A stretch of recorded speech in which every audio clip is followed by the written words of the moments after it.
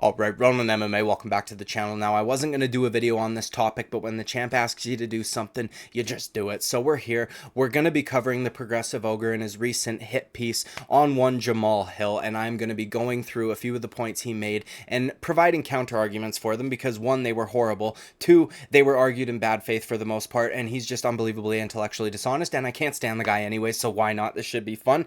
As usual, I will play a clip for you, then give my commentary on that clip, and we will move to the next one. I first want to start by talking about his intro that he did, which was trying to paint the picture of the beef between Jamahal Hill and Ariel Helwani, and he did a horrible job at doing so, stripped it of all context, and is making it seem as though Jamahal Hill's just some overly sensitive baby, essentially, okay? Now, one, he says off rip, Ariel Helwani was one of the media members that painted Jamahal Hill in a bad light following the Dana White versus his wife slap situation where Jamahal Hill simply said, keep your hands to yourself, something that all reasonable human beings can agree with, okay? Abuse shouldn't happen, regardless of gender. It doesn't matter. That's all he said, point blank period. It wasn't that Helwani was one of the media members. It was that Ariel Helwani was the media member. He was the one that conducted the interview. He was the one that tried to corner and trap Jamahal Hill into taking a pro-abuse of women stance, one that he does not hold, and Ariel Helwani did that alone, by himself. There was no other media members involved. It was Ariel Helwani. Not to mention, he has one of the biggest followings in terms of MMA media at all. So he's pushing out and boosting this signal that Jamahal Hill is pro beating women, which is just not true. Okay, so it was a horrible thing that Helwani did, and he didn't ever really even retract those statements or the way that he conducted the interview or anything. He also tried to then go on and say that Jamahal Hill gets upset at the way Ariel Helwani asks questions. He provides examples like the Yuri Prohaska interview, which, by the way, was not just, like, again, strips it of all context. This isn't just the questions. It's, first of all, the tone of the interview was Yuri Prohaska being very respectful. Ariel Helwani was absolutely trying to bait him into shit-talking Jamahal Hill, something that Yuri Prohaska he doesn't usually do on a regular basis, so it was just Helwani baiting in action, which is, I think, more what Jamahal Hill had a problem with rather than the questions themselves. But it's not just that. You can't just say the question without explaining the context. After Jamahal Hill won his championship dominantly against Glover Teixeira, Ariel Helwani was unbelievably disparaging of this. Jamahal Hill just accomplished something that 1% of 1% of hard men can accomplish. Not even just 1% of 1% of men. We're talking hard men here. There are hard men that will never win a UFC championship. Jamahal Hill just did that, okay? So, Jamahal Hill accomplishes his dream.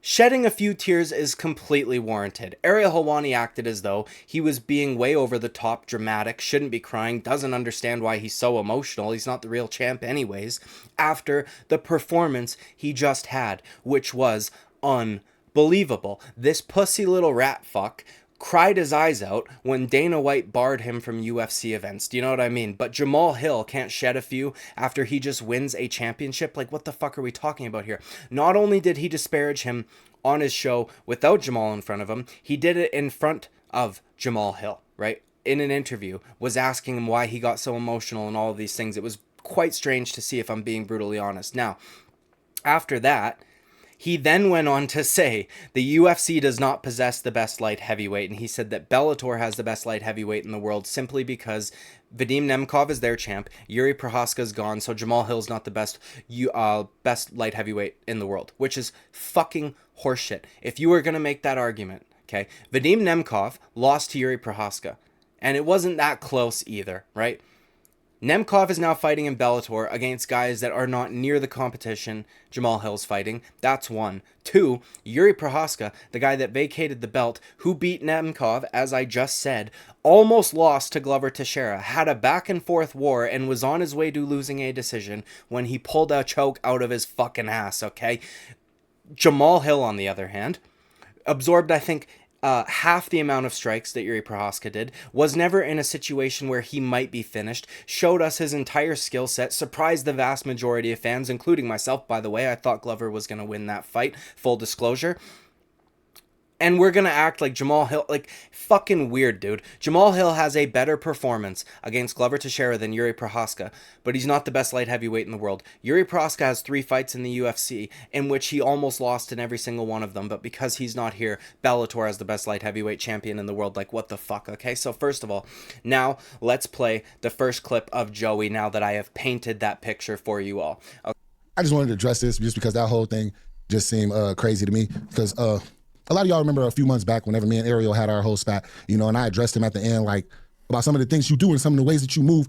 To some people from where they come from, it constitutes an ass whooping. So there he goes. Some of the things you do for some people, for where they're from, it constitutes an ass whooping. And this is either a very thinly veiled threat or it's just a non-statement. I mean, I could say that about Jamahal Hill. Jamahal Hill, what you're doing right now, where I'm from, constitutes an ass whooping. And you guys tell me, what is that? Does that sound like a threat? Or does that sound like, oh, I'm just making a statement here. I'm just making a statement here. But let's carry on with the clip. Okay, so it's very strange to me that Joey doesn't understand the concept of, like, where I'm from, you can't do that shit, because, dude, in the swamp, there are no intruders allowed whatsoever. This motherfucker barely let Donkey stay at his house, and I do think that he threw him out at one point or time, dude. He wasn't welcome to any intruders whatsoever. These people just wanted to stay in the swamp and spend the night. They didn't even want to stay in the house, and he was freaking the fuck out about it. So why is it such a hard concept for you to understand that somebody who came from the place that Jamahal Hill comes from doesn't take kindly to people who can't defend themselves in any which way, shape, or form, have taken part in zero combat whatsoever, just shit talking and disrespecting guys that can. And look, dude, I've shit talked about multiple fighters on the internet, and I'm not even saying, by the way, that I can defend myself against them. I just understand that if I were to ever run into, like, Israel Adesanya or somebody like that, first of all, I'm not going to go up and try to be buddy-buddy with him. I wouldn't even ask for a picture because I'm fully aware of the shit that I've said online. And if he came up and slapped me or tore my ear off, I would just and I don't mean physically, I mean, like, you know, tore a strip off me or whatever. I would just fucking take it. It is what it is, dude. You know what I mean? So I don't understand how that concept's so hard for him to understand when he comes from the mean green swamps, okay? And he doesn't allow anybody to stay anywhere near his fucking tree stump. Also, that's it, man. That's it. It's fucking strange to me. Jamahal Hill's not threatening him. Or at least I don't think so. That's not my interpretation, but I'll get into that in a little bit. Now, the second clip that I want to play for you guys. The clip. You know what I mean? Nah, I wasn't threatening him. I was just making him aware of the fact of, if we're in the same room, you're only safe because I allow it. You know what I'm saying? You're not capable of keeping yourself safe or protecting yourself. You lean on a system, on police, and on people around trying to repeat repetition of people who are playing a victim and things like that. What an absolute embarrassment. If we're in this is what he said in the previous video too. If we were in the same room, the only reason you would be allowed to be safe is because I allow you to be safe. First off, does Jamahal Hill realize there's more things than just hand-to-hand combat? You know, you can bring weapons. Ariel Helwani may bring Paul Craig with him. Now, first off, I want to say this, dude. I knew that soy could have men growing boobs, but I sure as fuck didn't realize they would give you double Ds. Like, they should just be handing the shit out to all the transes, you know what I mean? Instead of getting them on hormone therapy, just get them whatever diet MMA Joey's on, and they will grow double Ds in no time. Second off, shut the fuck up, okay? There's other things besides hand-to-hand combat, he says. Ariel comes, or he goes, where I'm from, whatever, blah, blah, blah. He's trying to talk about fucking how Ariel Helwani could pull a weapon on Jamahal Hill, essentially. Ariel Helwani comes from where I come from. He's from Canada, unfortunately. I know he lives in the States now. Wait, he lives in New York, which is, like, extremely liberal, but regardless, this motherfucker is not toting guns, okay? He's not going to pull out a switchblade or a stiletto. He's not going to pull out an extendo. He's not packing bear mace. It's Ariel Helwani, dude. He wouldn't be able to conceal a weapon if he tried. He's so fucking thin. You would see it sticking out from a mile away. I don't understand. Like, oh, he could have a weapon on him. Okay, dude. Anyways, look. He takes a dig at the Paul Craig fight too, which drove me crazy because it's like, first of all, Paul Craig's a savage, and he also finished Magomed Ankalaev. Do you know what I mean? Like, Paul Craig has some phenomenal wins. Does he have some bad losses? Yeah, but he's also got some phenomenal wins. But not just that, dude. That's Jamahal Hill's only loss in the UFC, first of all. Second of all, his elbow dislocated. Do you know what I mean? Yeah, he was in a bad position, but he was trying to fight out of it, and his elbow popped out. The armbar wasn't fully in. It's not like he had his arm snapped by Paul Craig and was forced to submit. His elbow came out. You know what I mean? I bet you anything that if Jamahal Hill was allowed to just pop his elbow back in and get back to work, he would have done so. So it was a little weird that he took a dig at him for that. Also, the whole weapons argument, like, what the fuck are you talking about, dude? Ariel Helwani is not packing a weapon. He's just not, dude. Okay? And if he were to pull out a gun because a fighter wants to tear a strip off of him because of some horrible shit that he said about them, then so fucking be it, I guess. I don't know what to say about that, man. Either way. Dude, this next clip was funny. In order for you to try to talk to fighters, like some of the best fighters in the world. Chael is one of the best fighters in the history of this game. Let me just stop him right there. This may be the most egregious statement he made. Chael Sonnen is one of the best fighters in the history of the game. Are we serious right now?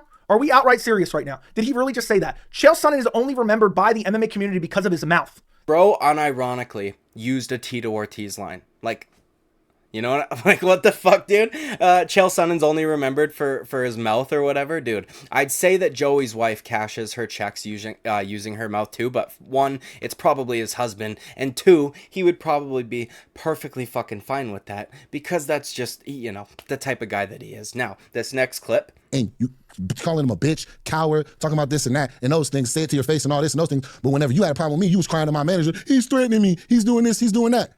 Now, that was a real bitch move. Now let's be clear. You were only being tough like this, talking all of these things, because you had a screen in between y'all. Is Jamahal Hill not acting tough right now behind a screen? Is that not what he's doing? This might have been one of the saddest attempts at a point that he tried to make this entire time. Absolutely intellectually dishonest. Okay, Jamahal Hill said the only reason. Not you're talking behind a screen, therefore you suck or whatever the fuck.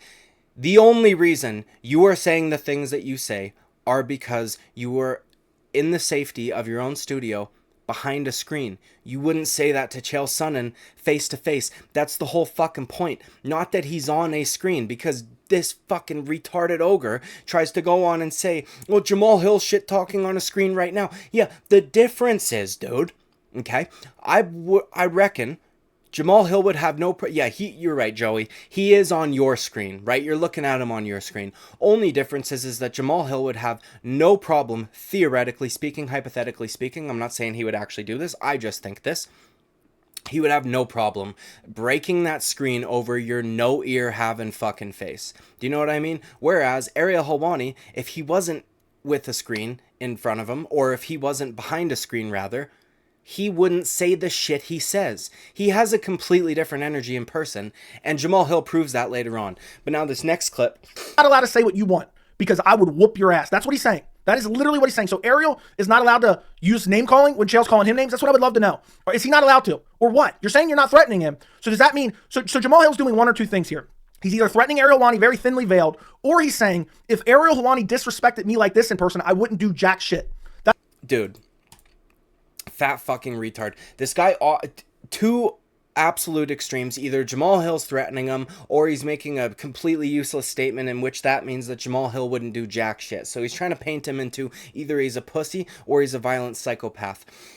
Or he could be Professor Hill at this moment, teaching him a lesson, or at the very least trying to. Ariel Helwani seems like a hard guy to get through to. But regardless, there is a third option here. He's not threatening him, at least I don't think so. He's not just making a statement, at least I don't think so. My interpretation of this is Jamahal Hill's trying to teach a lesson and say that, like, look, I'm nice, I'm not gonna fuck you up. Chael's your friend, he's not gonna fuck you up. But if you continue to talk this way, two fighters, eventually you will run into somebody who is not nice. You will run into somebody who doesn't care if they get in trouble with the law, and they will fuck you up. He's basically like being Ariel Helwani's dad here, like, watch your fucking mouth, you know what I mean? He's not threatening him. He's saying, look, one day this isn't going to go over as well for you. I'm chivalrous, Chael's chivalrous.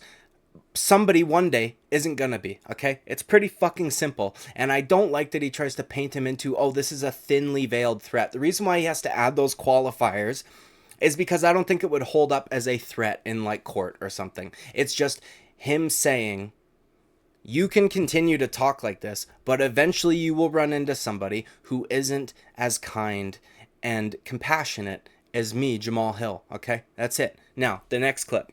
To anyone taking Jamahal Hill's side, I don't want to see you talking shit down in the comments. I don't want to see you saying one negative thing down in the comments. Just say, oh, I respectfully disagree. I respectfully disagree. No insults down in the comments. If you agree with Jamahal Hill, you're not allowed to insult anyone, because if you were in the same room, I would only allow you to be safe. Otherwise, you wouldn't be safe. But let's take a look at the clip that Jamahal Hill uses as an example for how Ariel's so soft and Ariel's such a bitch. Let's take a look. Bro, he says, I don't want to see any of you talking shit. Anybody that agrees with Jamahal Hill can't talk shit to me. Here's the difference, you fat fuck. You can't do anything about it. That's the whole point. Jamahal Hill's not threatening him, one, okay? He's saying, one day, this might happen. Somebody that you say something about is not going to like it, and they're going to go to the extreme to defend themselves. That's one. Two, you can't do a fucking thing. What the fuck? You're not gonna do nothing. I don't understand this. I can say whatever the fuck I want to you, you ogre, because you're not gonna do anything about it, because I don't think you've left the house in the last 30 years. Or if you do, it's on one of those scooters that you see people riding around Walmart. I mean, this guy looks like he couldn't get down his own stairs without needing a fucking inhaler. And he wants to act like, you better not be talking shit or I'll come fucking beat you up, bro. Shut up, dude. Okay? Shut up. You're not Shrek, you're Fiona. When I say you're the progressive ogre, I don't mean you're the male version of the progressive ogre. I mean you're Fiona. You're married to Shrek, okay? You're the fucking lady ogre. Jesus Christ.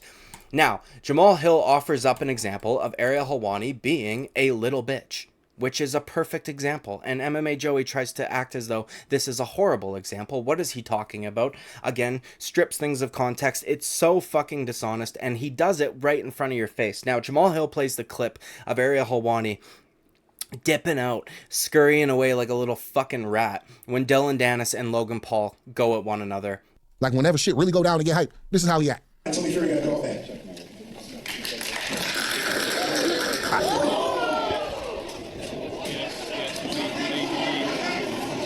And they not even coming after you. The attack wasn't even coming after you.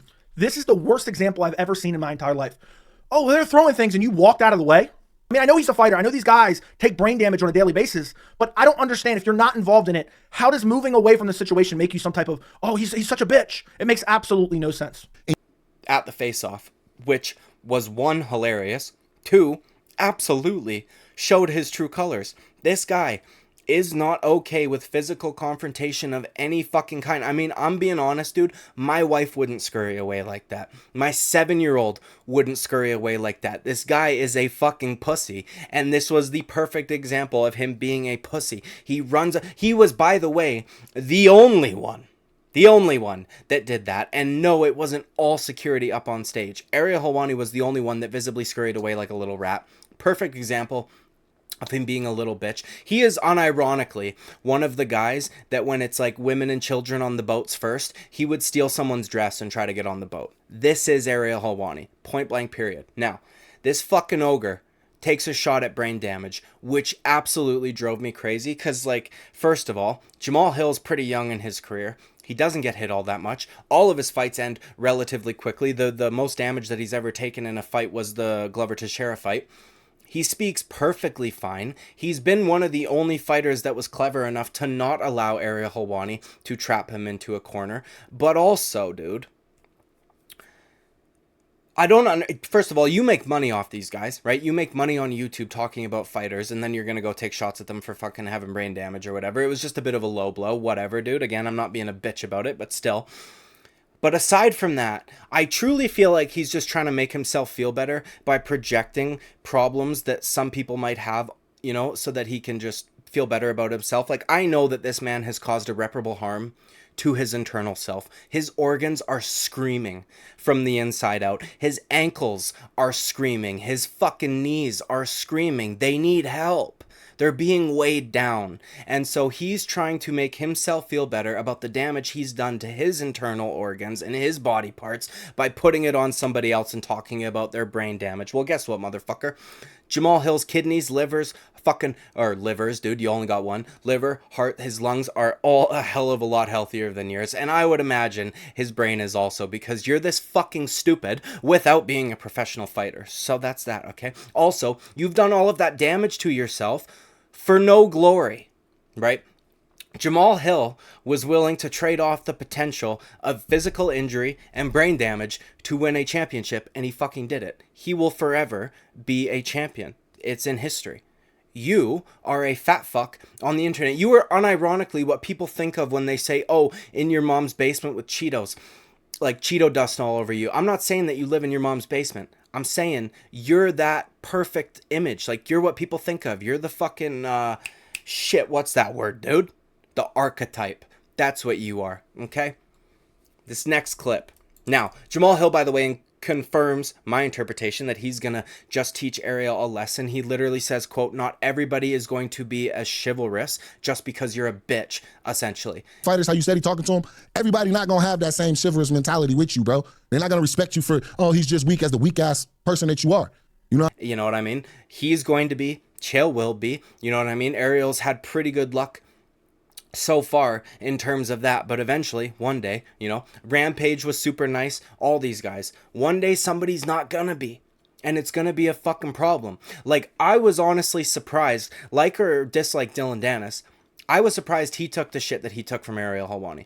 It was insane to me, and I truly feel like Ariel Helwani he'll only act like that in person if he feels like you aren't going to do something. So Dylan Dennis, because they've been friendly in the past, probably wasn't expecting all that. Ariel knows that he's not just going to come at him. If it was somebody that was maybe a little more of a loose cannon, I don't think he would speak like that. Also, he doesn't respect Dylan Dennis for whatever fucking reason. It's weird to me, man. But there are so many people that he wouldn't speak like that to.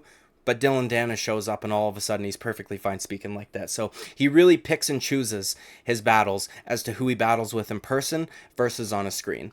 But yeah, as I said, just confirmed what I said earlier on my interpretation of it. He is not threatening him. He is trying to teach him a lesson that clearly hasn't been taught well enough. Ariel Helwani truly strikes me as the type of guy. I don't know if my fucking nose ring's coming out. Either way, Ariel Helwani strikes me as the type of guy that has never taken a punch in his fucking life. I don't care if he's had boxing lessons or whatever, dude. You can hit a pad all day long.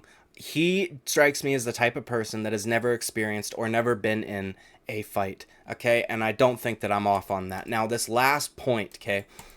Chael called him out on a lie. He called him out about something, about the amount of money between 20 and 10 and $20 million that was made, that was reportedly made. And then he gets mad, he gets offended. What do you think I'm pulling this out of my ass? And then moments later goes on to say that the source behind it is himself. Is that not the definition of pulling it out of your ass? No, you're allowed to be a source because he reports on stuff for how many years now? If he talked to Francis Ngannou and Francis Ngannou said, yeah, I'm looking at making 10 to 20 million, it's not a factually inaccurate statement. Even to this day, it's not disproven. Now, I only included this one. This isn't even really... So I made this argument when I covered the Chael Sonnen and Ariel Helwani situation. I said that you can't be your own source. This is absolute dog shit. You literally said earlier, oh, I'm not just pulling shit out of my ass, literally and figuratively. And then you go and confirm to everybody that, yes, you were pulling shit out of your ass. And then a few days later, MMA Joey, for some reason, will not accept the pay-per-view numbers, which is hysterical because he had no problem with this source. Again, as I said earlier, when they were calling out the Jake Paul Nate Diaz one as selling less than it actually did. He had no problem with it when they said Dylan Dennis, Logan Paul actually sold less than they said that they did. But as soon as they come out with Francis Ngannou's pay-per-view numbers, by the way, nobody has denied these numbers. Francis Ngannou didn't come out and say, no, we sold 600,000. You know what I mean? Tyson Fury didn't come out and say, no, those aren't the real numbers. Trust me, you guys. Nobody has came out and denied them. They're real. They just are. It is what it is, dude. He is perfectly fine. This fat fuck, this right here sums up like his view of life perfectly. He thinks it's perfectly fine for Ariel Helwani to use himself as a source. Then he goes on to try and defend it by saying Francis Ngannou could have told him. If Francis Ngannou told him, then Ariel Helwani is not the source. If Francis Ngannou told Ariel Helwani, Francis Ngannou is the source. Ariel Helwani, as a journalist, is the vehicle or the ship that drives the source's information to everybody else. That is the stupidest... I don't even know if stupidest is a word. That is the dumbest fucking thing I've ever heard in my life. I couldn't believe myself when I heard that because he's trying to act like what Jamahal Hill was saying was stupid. Yeah, Jamahal Hill's right, dude. That is the definition of pulling it out of your own ass. You should not be your own source in journalism, because the journalist isn't the one. They're not the source of information. They're the vehicle for the information. Francis Ngannou, if he would have told him that, he would be the source. And Ariel Helwani would have said, yeah, Francis Ngannou told me actually that he'll be making $10 to $20 million. He would have said that immediately. As soon as Chael Sonnen called him out on it, he would have said that immediately. Okay, let me just check my notes to make sure I haven't missed anything. And then if not, we will be done here, right? So I talked about all of the context he leaves out because he's a fucking piece of shit. I talked about him being from the swamps, and I'm not talking about Louisiana. And then all the rest of it, I think that's probably good. Either way, dude. This guy is so intellectually dishonest. And something that drove me crazy before I leave actually was that he on multiple occasions accused Jamahal Hill of quote-unquote clout chasing. First of all, so what? Even if he was, right? So what? That's YouTube, right? Secondly, he is saying shit that so many people wished they could say, but so many fighters feel that they need Ariel Helwani to get on his show, to use his platform. Now, there are fighters that aren't willing to go on his show, and I am glad that Jamahal Hill exists, because he's actually willing to be like, you know what, fuck you, dude, I don't need your show. He's grown his YouTube channel to 3 times your YouTube channel size in what, 6 months? I don't remember when Jamahal Hill got injured off the top of my head. It wasn't that long ago. That's when he started taking the shit seriously. Probably because he has one of the coolest fucking voices of all time. And if Rockstar doesn't reach out and ask him to be a radio host in GTA 6, then they're missing the fuck out. You're clout chasing. By your own logic, by your own definition, you are clout chasing with Jamahal Hill, using Jamahal Hill as a topic who has 3 times your subscriber count in an attempt to get views. And earlier on, he tried to pretend like, oh, I'll link his video down in the description so that maybe he gets some views. I don't have any fucking ears. This guy, dude, insane. He's not clout chasing. He's just saying the shit that everybody wishes they could say. And that the only people who are willing to say it are the ones that know they don't need Ariel Helwani, the ones that are never going to go on a show anyways, and people like Jamal who aren't just going to let you act any kind of way because they want. If anything, he's doing the opposite of clout chasing. He could probably get more exposure by going on a Helwani show on a regular basis. So if he would have reached out to Ariel Helwani, became friendlier with him, apologized or whatever the fuck, right, made amends, he could get more exposure that way than he could by making a YouTube video on the subject. Point blank period. Which is why so many fighters will go on his show. That's the reason why, okay? There are a few that have a pair of balls that will say shit, and we appreciate it. Like and subscribe. I would greatly appreciate it. I will see you at the next video. Bye-bye.